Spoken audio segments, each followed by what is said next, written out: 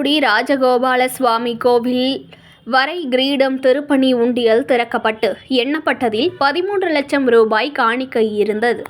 திருவாரூர் மாவட்டம் மன்னார்குடி ராஜகோபால சுவாமி கோவில் புகழ்பெற்ற வைணவ ஆலயங்களில் பழமை வாய்ந்த கோவிலில் உள்ள உண்டியல் திறக்கப்பட்டு எண்ணப்பட்டதில் 13 லட்சம் ரூபாய் காணிக்கை இருந்தது. இந்து சமய அறநிலையத்துறைக்கு சொந்தமான இக்கோவிலில் 10 உண்டியல்கள் வைக்கப்பட்டுள்ளன. இவை 6 மாதங்களுக்கு ஒருமுறை திறக்கப்பட்டு காணிக்கை எண்ணப்படுகிறது. இதில் வைர கிரீடம் திருப்பணி உண்டியல் 2 ஆண்டுகளுக்கு பிறகு எண்ணியதில் 13 லட்சம் ரூபாய் காணிக்கை இருந்தது.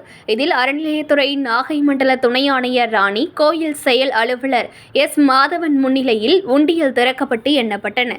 இதில் 13 லட்சம் ரொக்கம், 10.5 கிராம் தங்கம், 49.5 கிராம் வெள்ளி ஆகியவற்றை பக்தர்கள் காணிக்கையாக செலுத்தியிருந்தனர்.